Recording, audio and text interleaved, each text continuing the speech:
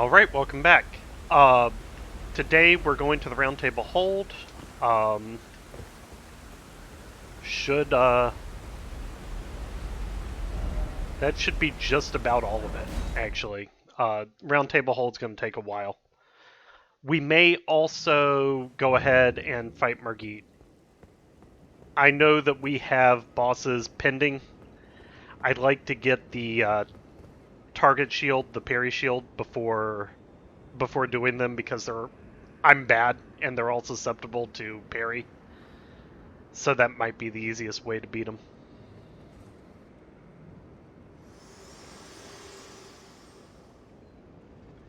Forgive me. I've been testing you to determine if the Elden Ring would truly have you. If you had the mettle to endure this long and arduous path. It seems my worries were unfounded. Torrent had your measure from the very start, whereas I merely pretended. There is but one other thing I can do to offer you guidance.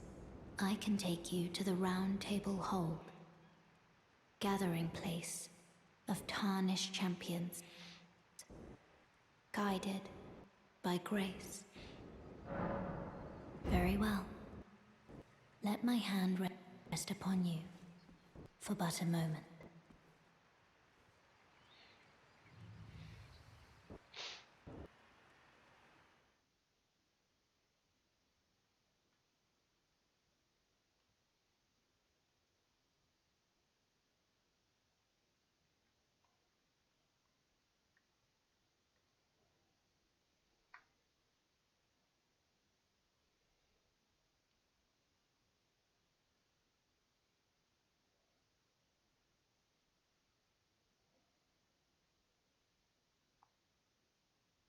I suspect the game may be about to crash.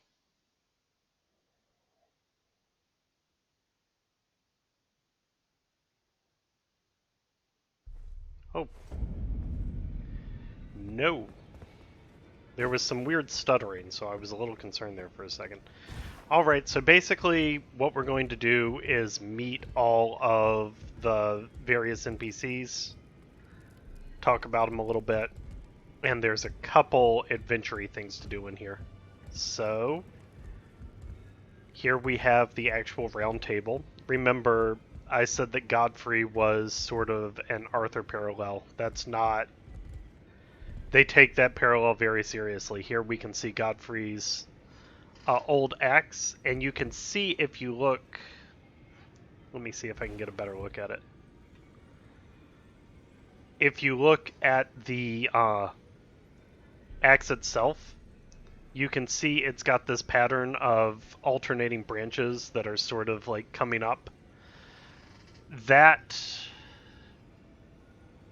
we see that in the DLC trailer. Basically, we have a man whose entire body has been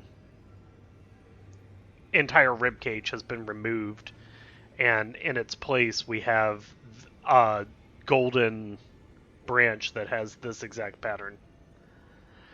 I don't know. That could be Godfrey. I doubt it. I don't know who that dude is, but it is interesting that this axe has exactly that pattern. We also have all these other swords. You can see that they've got what appears to be Deathroot coming off of them. Maybe not. Might not be Deathroot. Might just be regular branches and stuff. But they clearly have like a tree thing going on. I've tried before to account for all these dudes, for all these swords. You can get most of them. Based on just characters that you see in the world. I would love to see a little more exploration of the knights in the DLC. I don't know if we will because we see a lot of them in the game as is. But it would be very cool. But you can see that there were 2, 3, 4, 5, 6, 7, 8, 9 other swords sort of put in here. And we are going to meet some of these, some of the owners of these swords, the Roundtable Knights.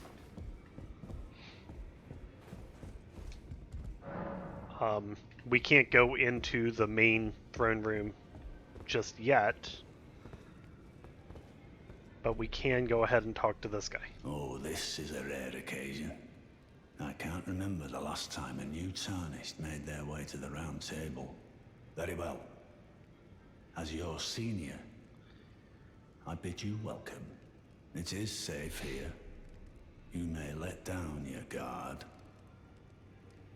Allow me a word of advice. As your senior, you are a mere visitor to the round table. Nothing more. A house guest.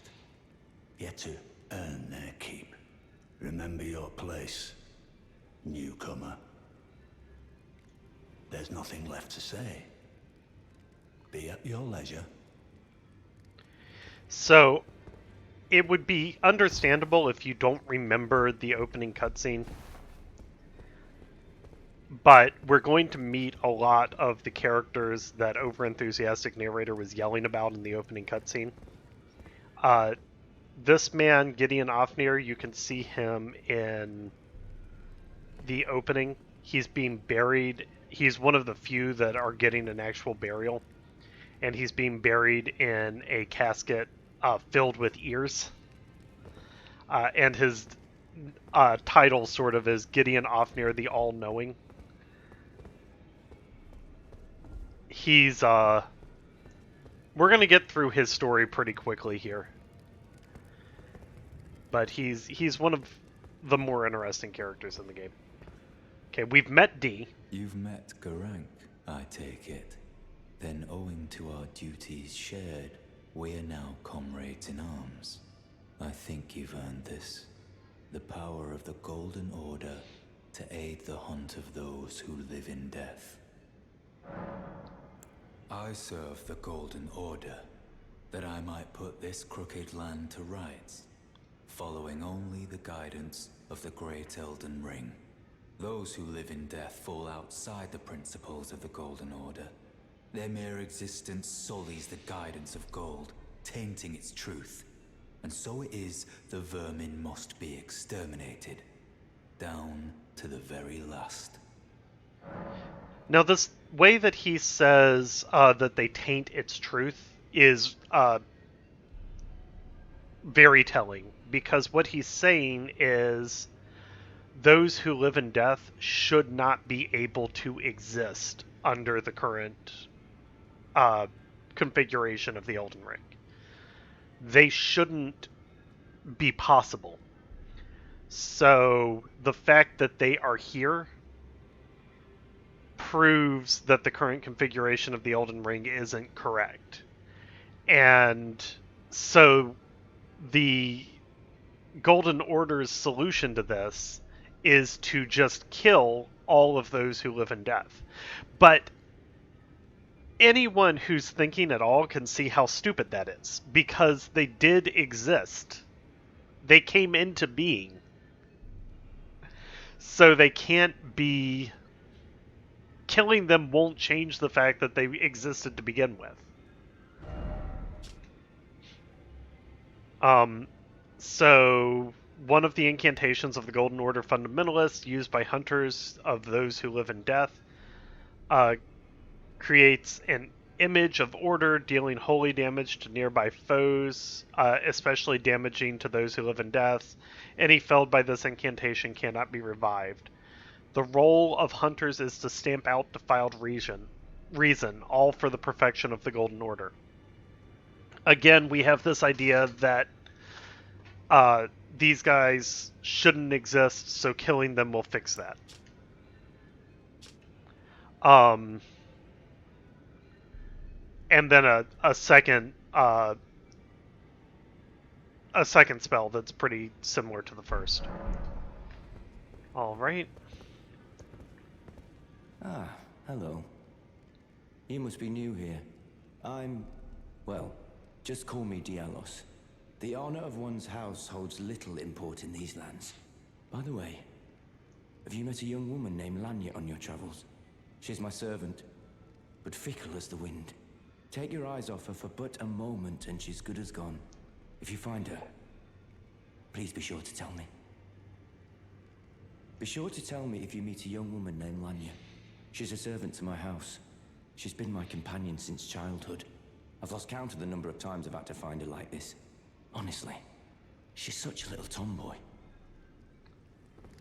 Right.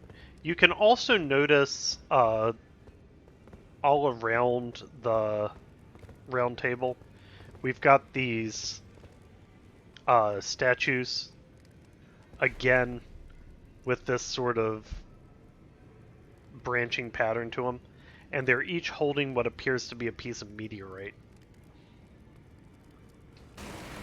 Whoops. Sorry, Gideon, didn't mean to wreck your house, though. I don't care that much. Alright, and here we have sort of the major players that we've heard of, but not quite met yet. I think this lady is supposed to be Marika, but I can't be sure. And then over here we have Godfrey, and Godfrey's always pictured with his lion, Sarash, which is up in the top corner there. And then over here we have Radagon. And he's got his arms outstretched. We're going to learn that the same way that he did in his statue. We're going to learn that symbol has meaning to the Golden Order. But these are sort of the major players in what I assume will be the DLC story of how Marika became the goddess of this land.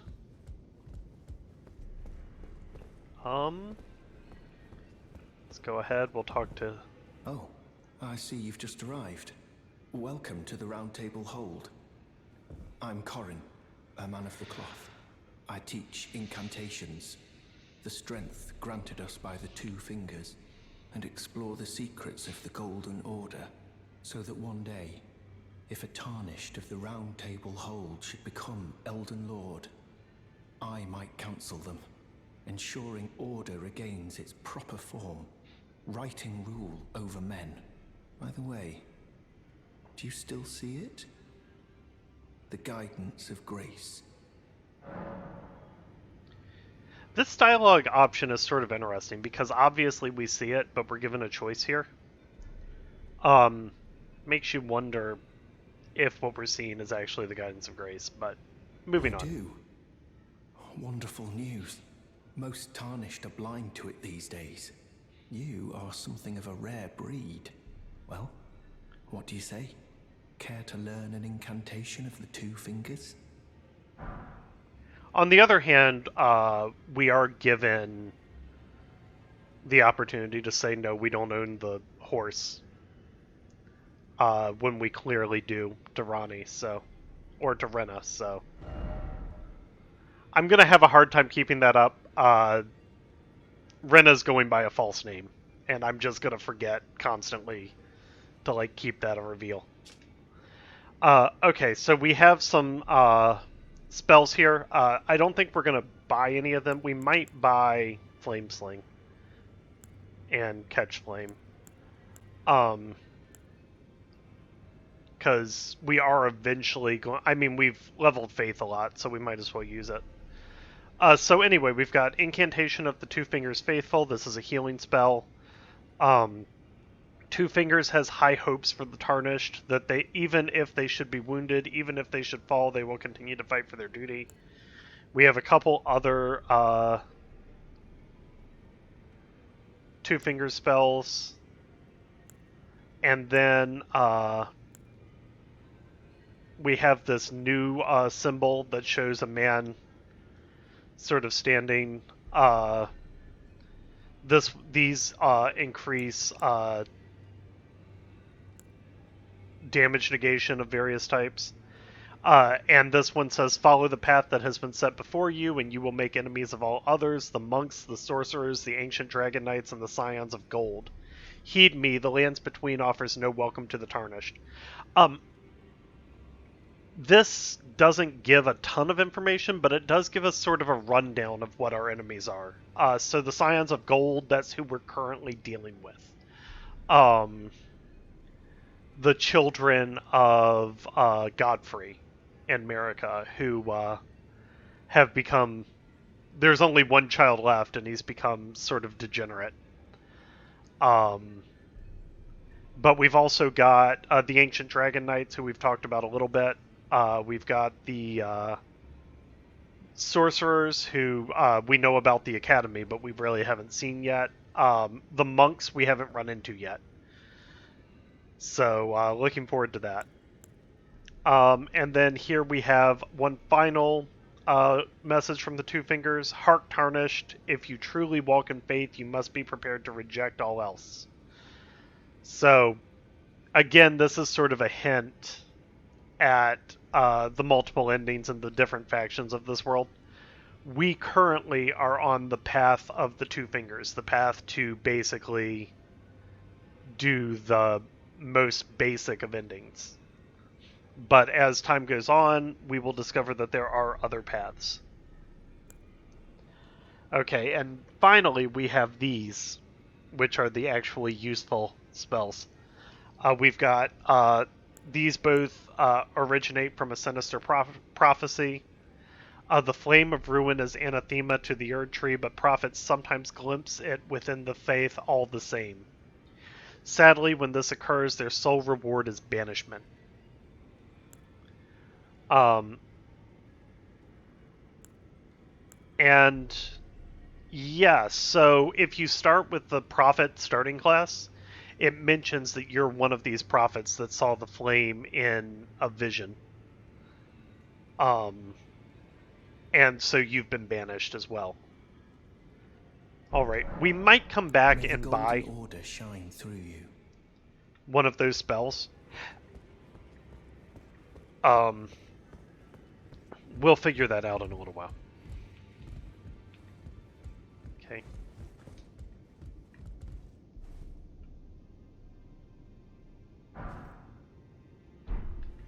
As silly as this character is, I have so many questions about him. This armor set has a description that really bugs me. And we'll come back to that when it becomes relevant. But he never speaks, he just sort of stands there. And I am very curious about what his whole deal is and why he's been included.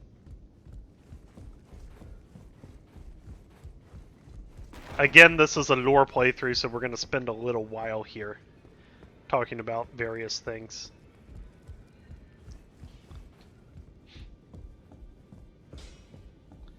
And this is one of my favorite little teddy bear characters.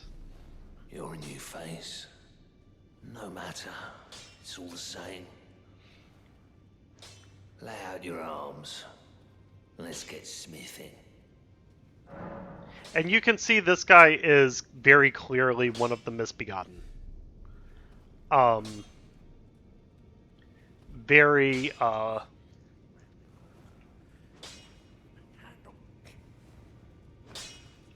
has the horns, has sort of these growths coming out of him, has the talon feet. Yeah, there isn't a really satisfying answer about this guy's origins, but I would love to hear any theories about it, because it's very difficult to tell what this guy's whole deal is. I see you've noticed the chains. Nothing special. I'm a prisoner and these are my chains. I'm trapped by the hold. I'm dying, smithing for you fools. That's all there is to it. No, don't read too much into it. I've no grudge against you. My being a prisoner is no fault of yours. Besides, I don't mind smithing. Despite my differences, the weapons get stronger all the same. Given time, Technique never fails. Besides, it helps me forget the sheer terror of her.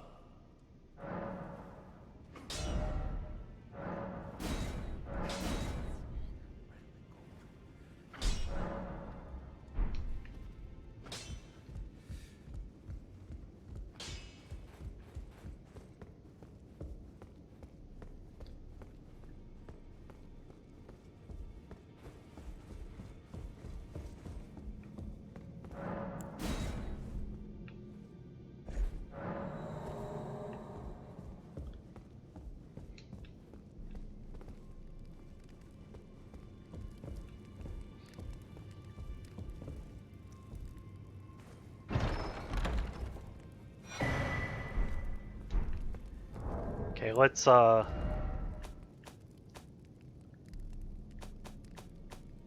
take a look at this item since it was hidden behind a wall.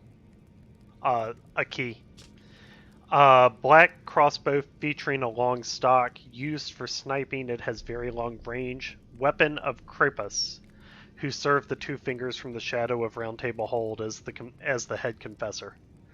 So we get this sometimes, this idea of a shadowy secret organization that enforces the will of the fingers.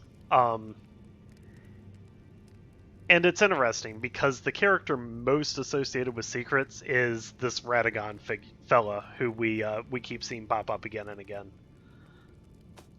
But yeah, we've also got these bolts. Bolts used in Krapus's black key crossbow, an assassin's tool of exquisite craftsmanship.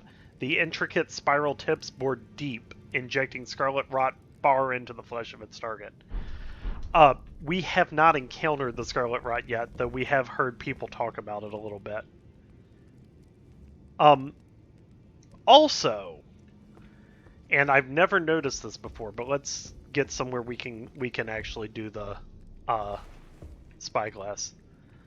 This city is from the DLC, except the tree looks quite a bit different.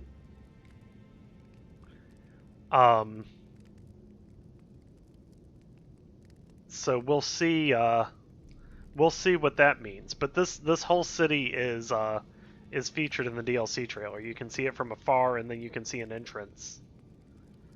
I think that rounded building over to one side actually shows up in the trailer as well.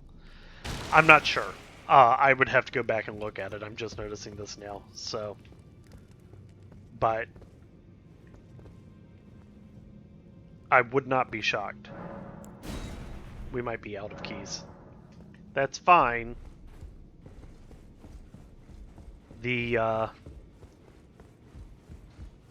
a lady who sells them, and we've got 1 billion souls. That's why I haven't bought anything really yet. Not souls, runes. They're souls in Dark Souls. They're runes here. How many do I need? 1.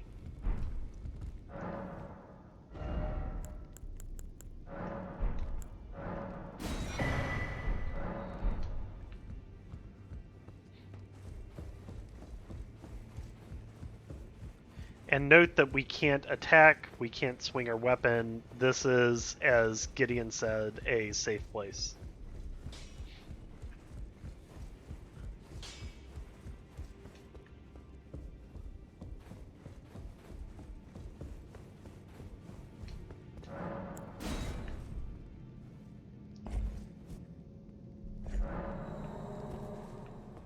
Okay, so here we found the crossbow owned by the head confessor, and then behind a second key we have the assassin's prayer book.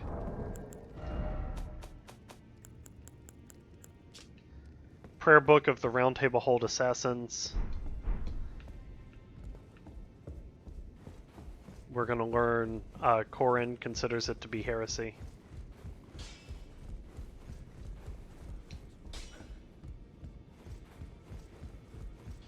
I'm getting a lot of rubber banding. I don't know if there's a connection issue or what, Further but study of incantations, is it?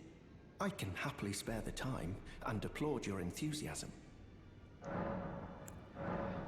That is a work of heresy. Its incantations bear no lineage from the Erd Tree. Very well. I'll take it off your hands.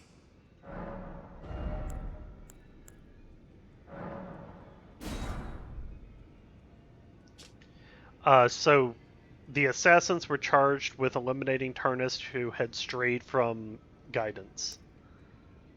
The assassins were themselves once Tarnished who had strayed from guidance, and they pursued their duty in the darkness that is without grace. So these aren't the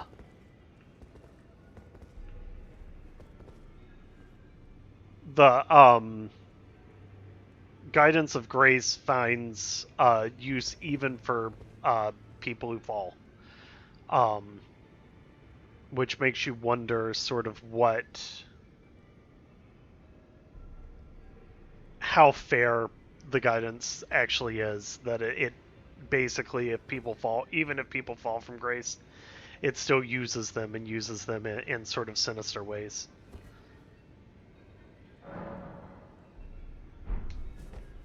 We're just stopping there for a second to unlock one more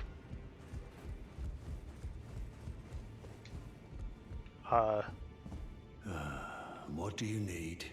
I have little time to spare. little encounter. If you haven't anything to say, try not to make a spectacle of yourself either. Or are you as irredeemably foolish as you appear? Oh. Are you aggrieved at the notion you are but a visitant here? Then you would do well to remember the first words of grace given to you. Stand before the Elden Ring and become the Elden Lord. If those words held any meaning to you, follow the guidance of grace. Lay low the shard bearers and claim for yourself a great rune. Do so, and the doors to the Roundtable's inner chamber will open, and you will receive the wisdom of the Two Fingers. Once the wisdom of the Two Fingers becomes your own, I'll impart to you a proper welcome. As a true member of the Round Table, I have high hopes for you. I'm sick and tired of them. These namby-pamby Tarnished think us no more than a shelter from the rain. We've spoken long enough. I have matters to attend to.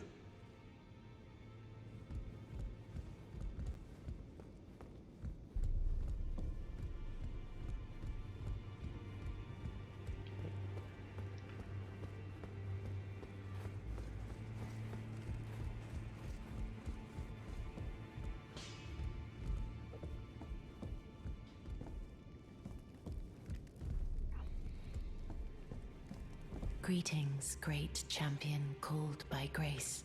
I am Fia. Circumstances have compelled my stay at the Roundtable Hold. Great champion, would you allow me to hold you? But briefly, perhaps you might share with me some of your lively vigor and your stout-heartedness. Doing so will grant me the warmth of a champion, and you, I am sure, will bear a Baldakin's blessing. Do you think it vulgar, perhaps? Where I come from, it is a sacred act. Alright, so a couple things. First off, I mentioned that opening cutscene. She appears, she's referred to as a deathbed companion. And she is laying in bed with what appears to be a corpse. Second, the mention of the Baldakin's blessing.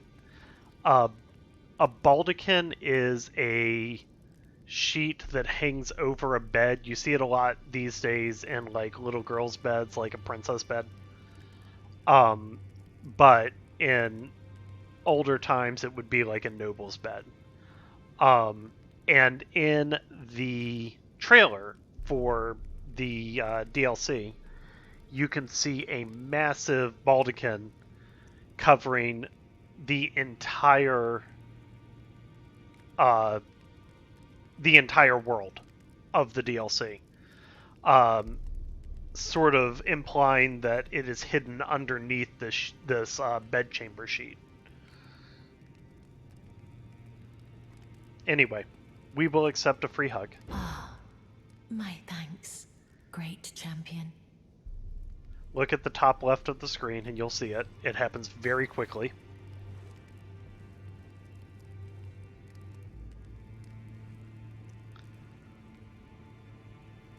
You are very warm.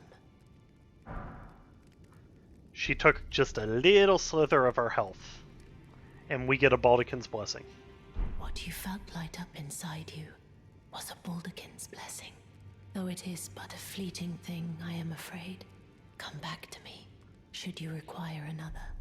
I will take you in my arms as often as you need. Yep. So that is...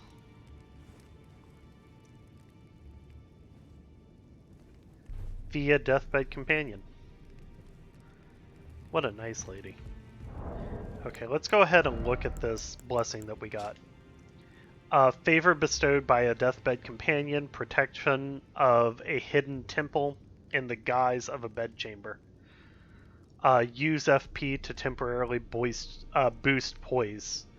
This favor allows one to forget any aches and pains. In death there is only peace, for in death there can be no sensation. And you can see the emblem itself shows like a curtain hanging down over what appears to be a door. I think the idea of temples hidden under a sheet is important for what's coming next. We'll find out. So, memorize spell. We need to memorize Assassin's Approach because we're going to be jumping from a high spot and it sort of lowers fall damage.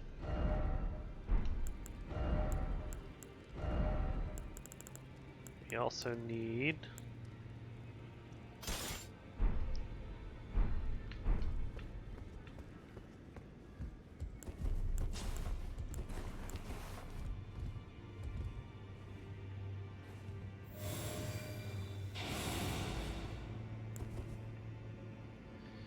This is a bit hard.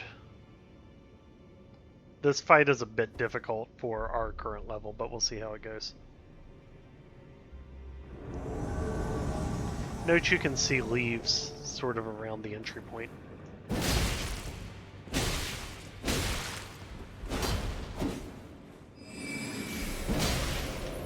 Get out of the frost.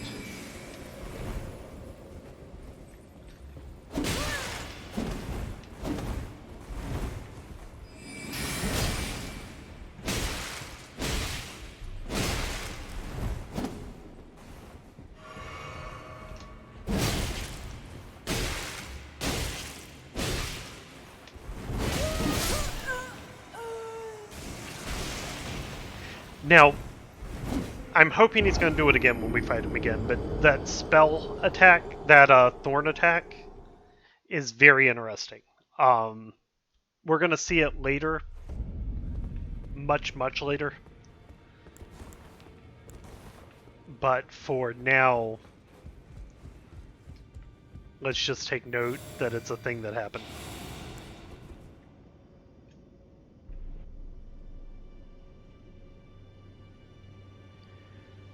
I need these. Actually, pretty badly.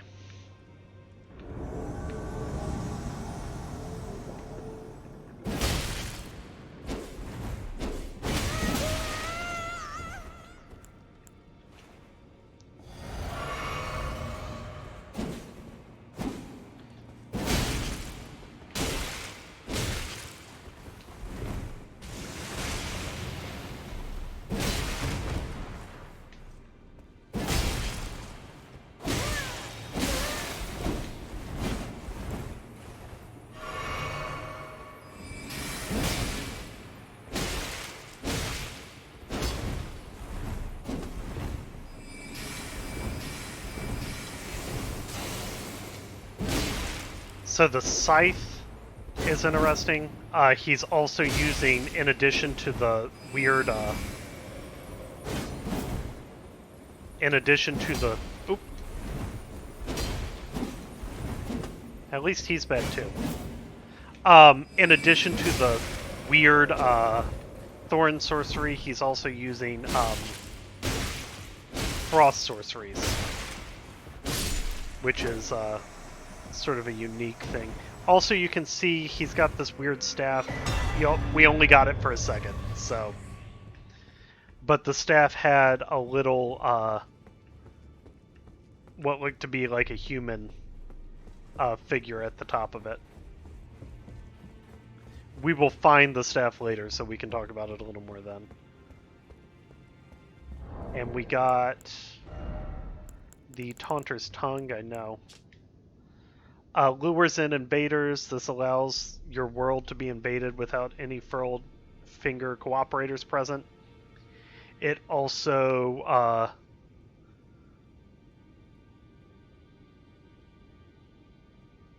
additionally enables the arrival of a second invader when a cooperator is present. So it basically makes the fight harder.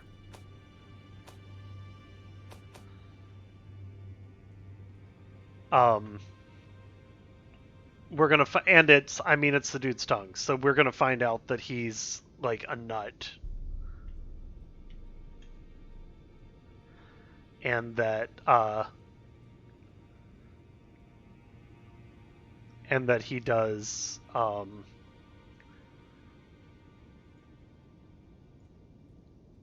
and that's sort of his thing is just doing like crazy, like people mocked him his whole life, and so he sort of went mad. Anyway, this Cipher Pata is one of the more interesting weapons in the game. Let's take a look. Here it is. One of the weapons originating from the two fingers, a formless sequence of ciphers comprises its blade. As such, no shield can repel it. Deals holy damage. The furtive inscription appears to hang in the air, the language of light spoken by the two fingers. So this completely substanceless light is used as a sword, and so no shield can block it.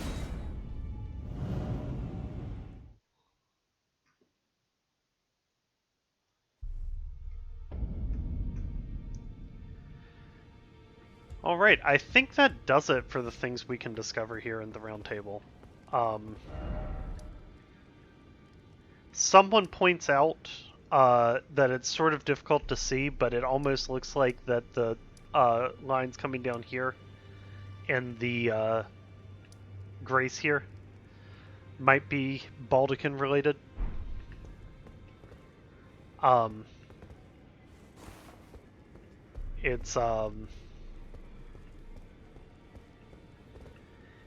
It's very difficult to tell where this place exists, and there's a lot of debate about it.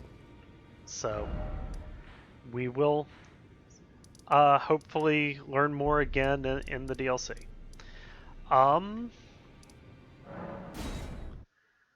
While I have a ton of runes available, I do want to buy one more item.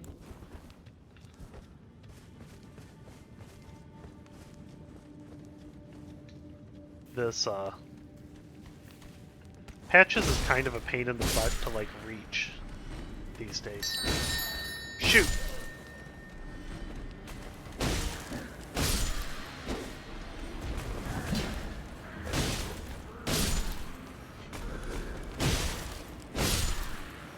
Okay.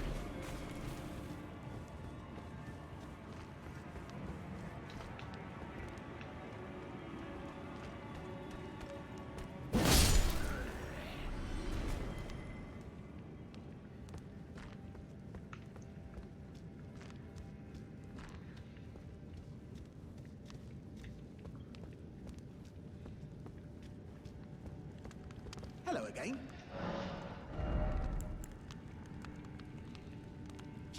So we've already read this, but this is Margit's shackle, made to bind a particular omen. In this case, Margit. We're gonna grab it. We'll also grab the missionary's cookbook. Why not?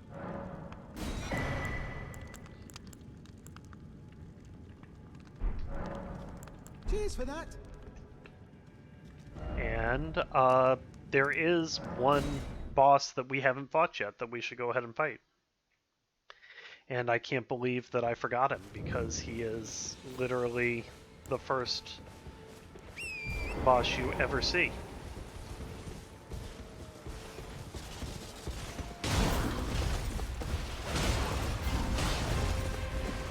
We're actually fighting him a bit late at this point, so... Whoops. When I die to him, it's going to be extra embarrassing.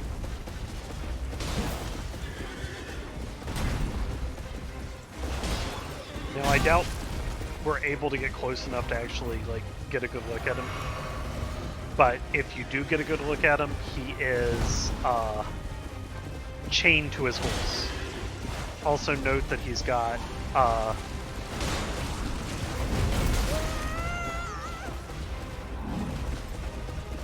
brambles all over his shield. I wish he would do the yep, there it is. So if he does that attack and you correctly block it, I mean, if you try to hit him with like a magic or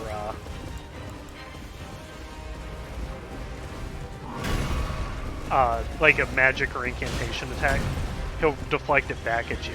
One of my favorite builds I've seen that I'm not good enough to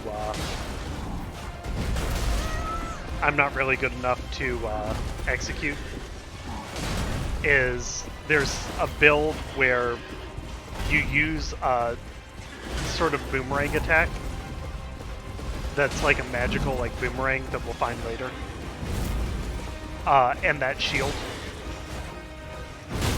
Whoa, I thought he was dead. And that shield, and you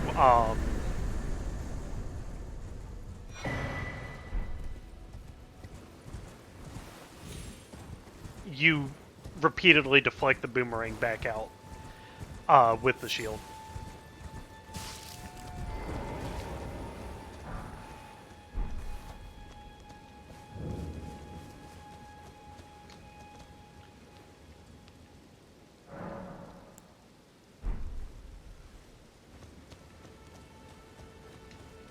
Always.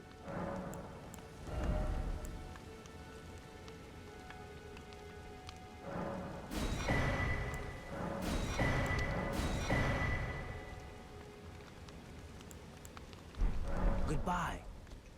You don't do a lot of crafting, but I like having them available in case I want to refer to the item description. Alright. And since we've got 15 minutes left, let's see about fighting Margit.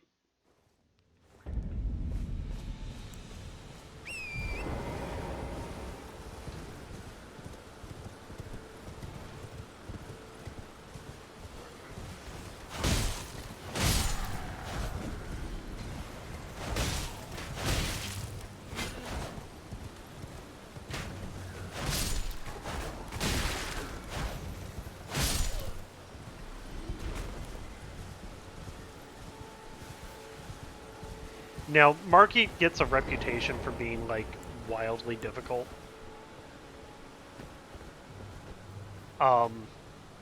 We have largely out-leveled him. In addition, for lore playthrough purposes, which is going to be my excuse forever, we bought an item that cripples him just a moment ago. Also, in addition, for lore playthrough purposes, we're going to be using a golden summon sign. So Margit is going to be an absolute joke, probably. Watch him kill me 4 times. But as a general rule, with all those resources, he becomes very silly to fight.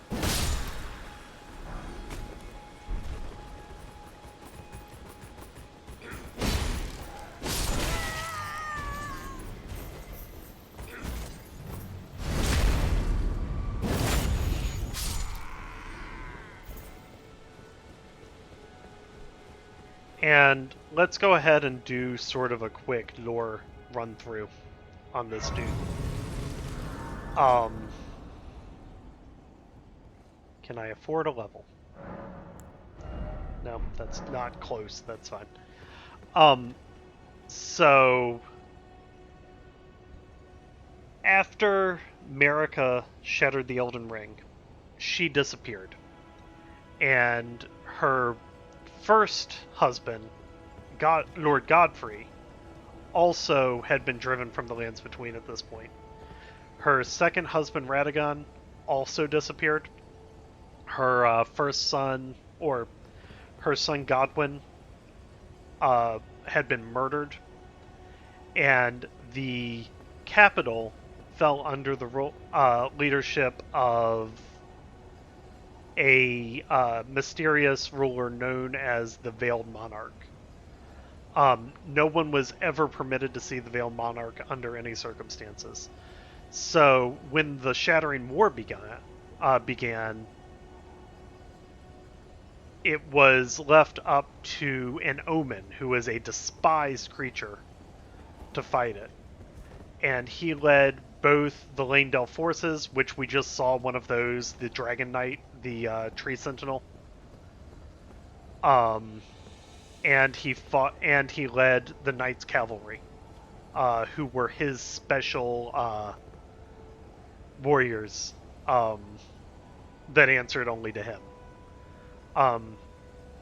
And this Omen's name was Margit, and he was one of the most feared creatures in all of the world. And we know that he held the capital through 2 sieges, and that he was monstrous on the battlefield. He managed to slay thousands. So the good news is we have his shackle here, and we can use it to make the fight just a little bit easier.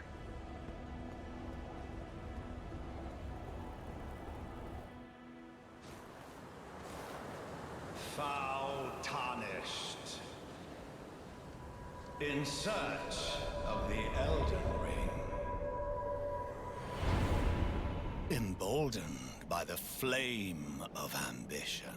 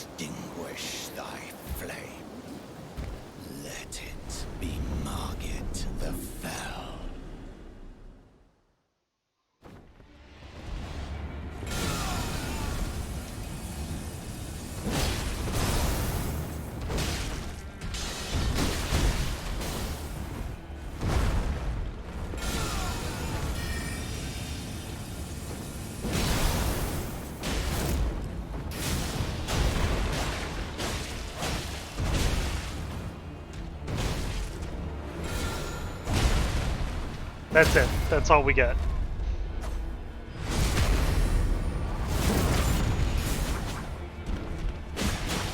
Well, thou art of passing skill. Warrior blood must truly run in thy veins. Tarnished. So note the sorcerer Rogier.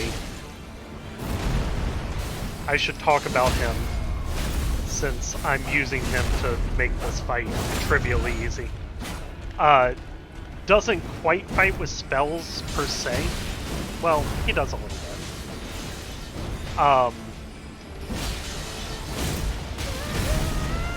He fights with what we recognize as carrion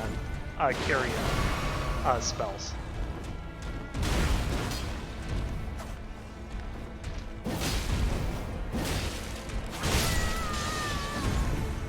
And don't worry, just because we lost him in this fight doesn't mean he's permanently dead. We'll see him again.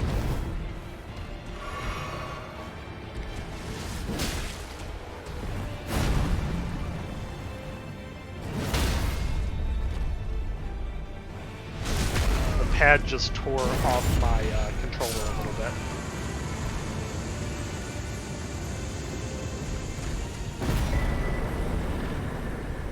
I shall remember thee, tarnished, smouldering with thy meager flame.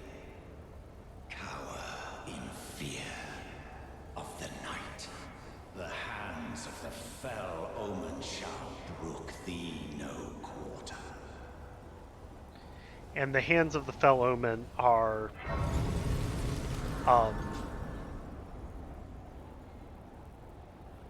the Knights Cavalry that we've already encountered a couple of times. Which is why he says cower in fear of the night.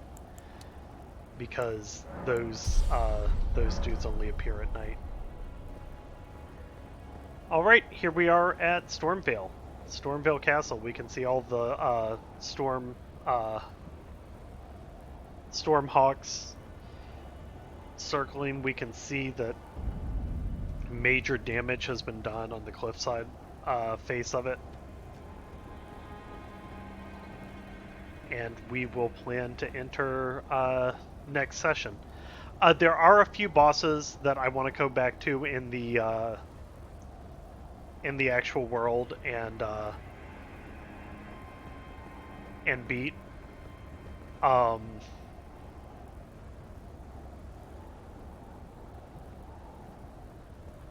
Just a couple of the harder ones I have left. I want the parry shield for first.